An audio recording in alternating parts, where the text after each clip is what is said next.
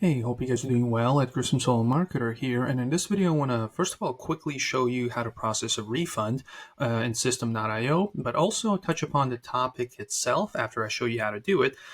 Just a lot of people have questions on whether you should have a refund slash money back guarantee policy, and also kind of the upsides and downsides of that, and also what kind of guarantees are out there because there's like multiple types, and then you can kind of determine whether you should have one and also what kind. So yeah, just give you a little insight on that. But first things first, actually processing the refund, whether it's the question usually is it a long process, is it difficult, or is it like a couple of clicks? So the good news is it's only a couple of clicks. Obviously you have to be in your System.io dashboard, and the next thing you want to do, you want to go to sales, transactions, and this is like a transaction list. I've conveniently kind of covered off the actual transactions, but the only thing you need to see is basically the transaction. Let's say somebody bought something from you and then 3 days later they say, oh, sorry, can I get a refund, right? So you find that specific person's transaction and you go to the three dots, you click on refund and then just okay, and that's it. That's done. Also, another point to note is if there's one person who bought, let's say they bought the main product and then they bought the upsell right away on the next page, or like an order bump on the same page. In that case, those will be counted as separate transactions, right? So let's say there's a main product and an upsell, you will need to do two refunds, right? You'll need to do the same thing two times. It's not going to be a one-click refund for everything they've ever done, right? So just keep that in mind. As you're refunding, make sure to refund everything they asked for, not just the one thing out of the many things if they bought many things. And yeah, I had a question the other day, maybe it was yesterday, maybe the day before, from one of my viewers on YouTube, which was a good question about basically, should you have a refund policy? There's a lot of kind of, especially with digital products, they don't do a money back guarantee, right? Especially with PLR, MRR products, people that do those, they kind of don't let people, they don't give them refunds essentially. And the question is, if you're doing digital products, should you be doing refunds, right? Maybe there's like one of the main concerns is people are just going to abuse it, right? They're going to get it, they're going to download everything, and then they're going to, refund it back, which is my response usually to that is always a risk. But from my experience selling, either it's my own $29 products or someone else's, helping someone else, like a client, sell $5,000 products, up to that price point, that in my experience hasn't been an issue. Obviously, there will always be people that will abuse it, but usually, as a rule of thumb, I would just like to give you a number. If the refund rates are, like 5% or lower, then it shouldn't be too much of a concern. And essentially why you should be doing refunds is because that's kind of part of the whole marketing of it all, right? There's different ways you market the same thing, right? There's like more emotional, more logic based, more whatever, right? Scarcity, all that stuff. And this is one of the kind of like the marketing angles, right? There's a certain portion of people where this is kind of a deal breaker. So by not doing a refund policy, which is completely fine, but at the same time, you are kind of leaving some potential money on the table because you're not offering, and that's for a handful of people, that's going to be like, okay, it seems like a good product, but I'm not willing to take the risk, right? So maybe if it's like a $29 product, that it's not a big risk. But if it's like $1,000 product, digital product, and they don't know you, they might not buy, and this might be the deal breaker.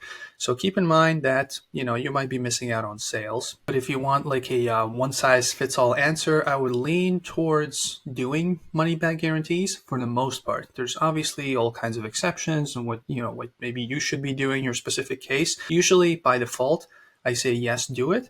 And if you can sense that there's a lot of people, maybe like the people that are coming in, the traffic, wherever it's coming from, if they're just abusing the system, just take it off your sales page, right? And starting from that point, with all the new people coming in, it's not going to apply anymore, right? So basically, like if it's on a sales page, if it's something like this, right? I offer a 30-day money back guarantee. Let's say, one day or 1 week or whatever, people are going to, for whatever reason, right? It hasn't been really an issue, but let's say they start abusing it. So I just take this off the sales page, right? That's not a thing anymore for all the future buyers. Obviously, all the past buyers, I'll still honor it because when they bought it, they saw this, right? So I kind of note down the date when I took it off, and then still for the next 29, 30 days, it will still apply because of the previous people that bought it. But just, that's simple as that. You just delete the section. If you see a lot of people abusing it, if your refund rates are like 20, 30%, whatever, that's not a good thing. You're losing more money than you're potentially making by adding this thing. So that's kind of the simple solution. Start with one, usually 14-day, 30-day, whatever. There's other types of kind of money back guarantees you can do. This is the most basic one, just if you need something. But the more appealing it is, the better. So the types of refund policies, again, 30-day money back, no questions asked. That's the simplest, most common one. You just send me an email, right? And I'll just refund it. I might ask a question afterwards, but refund first, then ask questions. There's no like just, you ask them like 10 questions or make them fill out a survey, which is a thing that I'm not a big fan of. I've seen it for some software and courses where they make you do these long surveys. And then they try to do like a downsell video of like, hey, maybe you get premium for 3 more months for only $1. And I'm already hell bent on just refunding it, and they're still annoying you. They're making you watch unskippable videos and all that stuff. That's one way to do it. I wouldn't do it. This is kind of the simplest way. One of my clients does it in that kind of something in between. They basically say 30-day money back guarantee, asterisk, but, tell us why, just so we can improve. We're not going to give you like long surveys, whatever, but just, shoot us an email. I want my money back because of this, right? Just like they give you a solid reason. You're like, okay, have your money back. There's not, you're still not going to withhold if it's not a satisfactory response. But if you refund the money, but at least you get some sort of information on what was wrong. Maybe there's some things missing, or some expectations didn't match from what's on the sales page and what's in the course or the product. So I think that's a fair trade-off. Another one you can do is a conditional one.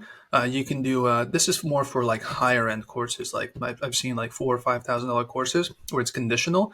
It's basically, it can be either like 100% money back guarantee, or we will refund you double. I've seen that stuff as well, 2-3 times, right? If you're not satisfied, but it's not in a sense that not satisfied, but let's say you have conditions set in place where they actually have to try it. Let's say it's a course that has a bold promise that says, if you do everything we say, you spend $500 in ads by doing exactly what we told you to do, and you don't make $1,000, we'll refund you double, right? But there's a condition that needs to be met. So there's a kind of conditional money back guarantees. You outline them on a sales page, right? We'll pay you back the same amount, or double, triple, quadruple, whatever. But these are the 5 things you need to do. If you do them, we'll refund double. So that is more appealing than this, but you have to be careful, because that is more likely that it will be abused because they get more money back actually. So the points, kind of the conditions, they need to be realistic. They need to be kind of transparent, but they need to be kind of actually, they need to apply them, and they need to be related to the course and kind of results based. So you need to go in not fairly great detail, but they need to be straight to the point. So, that's kind of a dangerous thing. That's a more advanced technique, but that's not something that I do, because I don't do high ticket stuff. But I've seen high ticket courses do that. It can also be results based, which is kind of similar. Essentially something like, I don't know, health related products, lose 10 pounds in 30 days by doing this, and that outlined in this program, or money back guarantee. So that's kind of simple as well. Depends on the niche, but I guess, in marketing, or let's say, a health type of product or anything, maybe it's like a course on dating or whatever, get your first date in the next 30 days or whatever, right? There's like different ways to do it. And if they don't, then, then kind of basically they get their money back if they request it. It can also be a bonus. They not only get their money back, you also send them a bonus. Like let's say you send them a book or something else, or maybe a complimentary coaching session. They get a refund, and then you get on a call with them, right? And you actually go help them. That still sets a good precedent, and still kind of keeps you in their minds, and you still give tons of value, and maybe you learn something in return as well, right? What they didn't like, or maybe there's a mismatch. Again, like I mentioned before, there's also stuff that you can learn. It's not a waste of time if you ever look at it that way. But yeah, and then kind of like the last one, that's a fairly common one, is also a free trial. It's not necessarily money back guarantee or a refund, but I like to kind of toss it in this category as well.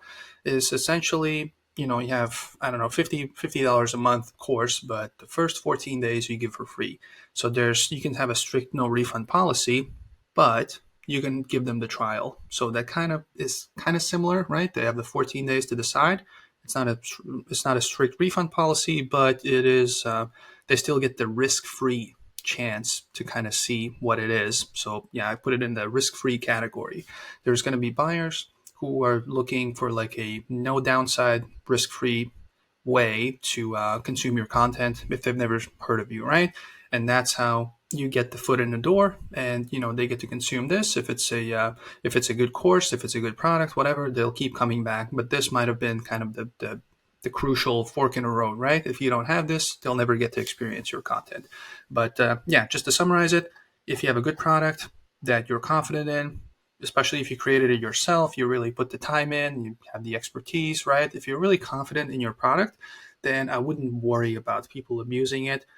From my experience from all the years of doing this, it's really rare. And even then, worst case, if people start abusing it, just take it out and don't offer it in the future. But yeah, I've seen this mostly. I'm not kind of naming specific companies or people, whatever, but I've seen this mostly from like shady products or products that are kind of like copycat products of like different products. Those people mostly do this strict no refund policy for the digital product, right? Well, and in the real world, not a lot of people really abuse it. So yeah, that's kind of the long version of should you do refunds and how to do it and why to do it. I say start with the refund, just kind of try to get as many people in as possible. But if it gets out of hand, then review the whole kind of refund policy and whether your product actually meets their expectations. But yeah, that's it for this one. If you have any questions, comment below. And yeah, there's also in the pinned comments, there should be also a kind of a free training / template, a 2-in-1 freebie sign up, where you can get a self-liquidating sales funnel. If you have your own digital products to sell, you can just use this template. It comes with like an explainer video, how to set everything up. And just basically, yeah, it just kind of outlines how to set up the sales page. Well, the lead generation part, the sales page, the upsell, how it all connects together, all that stuff. So yeah, it's all completely free just for sticking around to the very end. That's kind of my gift to you. So yeah, go check that out in the pinned comment or maybe in the description, maybe both. So yeah, you'll be able to see it there. But that's it for this one, and hopefully I'll see you in the next video. Bye.